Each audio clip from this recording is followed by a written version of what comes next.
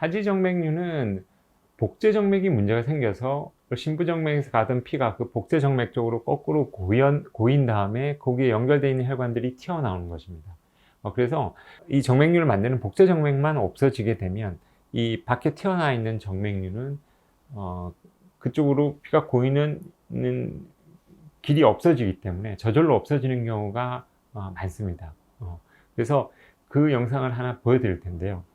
그 영상을 보여드리기 전에 그럼 이 복제정맥이 없어졌을 때 효과를 보여주는 테스트가 있습니다. 그걸 이제 트렌델렌버그 테스트라고 하는데 예전에도 한번 보여드린 적이 있습니다.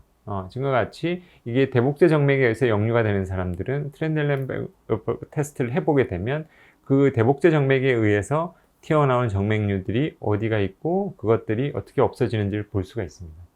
그런데 이렇게 모든 이렇게 튀어나와 있는 정맥류가 복제 정맥만 없앤다고 해서 다 없어지는 것은 아닙니다.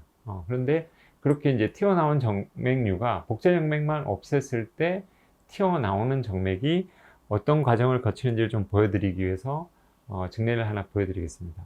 이 환자분은 이제 대복제 정맥 쪽으로 피가 역류를 해서 복제 정맥이 거의 발목 있는 데까지 문제가 생긴 다음에 거기에 연결되어 있는 혈관들이 이렇게 튀어나오고 있는 증례였습니다. 자, 그리고 그게 이렇게 종아리 뒤쪽까지도 혈관들이 튀어나와서 소복제 정맥까지 일부 문제를 일으키고 있었던 증례가 되겠습니다.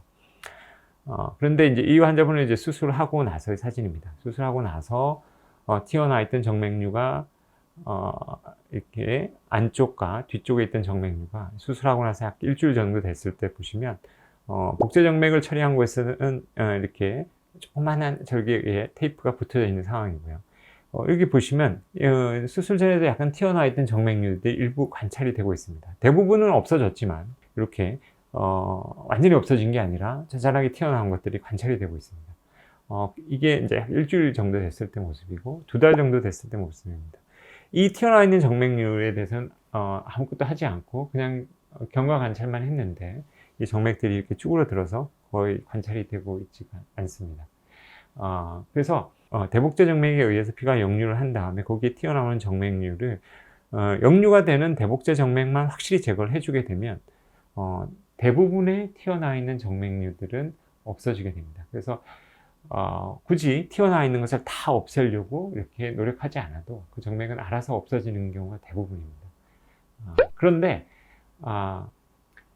모든 이렇게 튀어나와 있는 정맥류가 복제 정맥만 처리한다고 해서 다 없어지는 것은 아닙니다. 그래서 다음 영상에서는 이 복제 정맥을 처리하고 꼭 같이 없애져야 되는 튀어나오는 정맥류와 복제 정맥만 처리하면 저절로 같이 없어지는 튀어나온 정맥류가 어떻게 다른지에 대해서 조금 영상을 준비해 보도록 하겠습니다.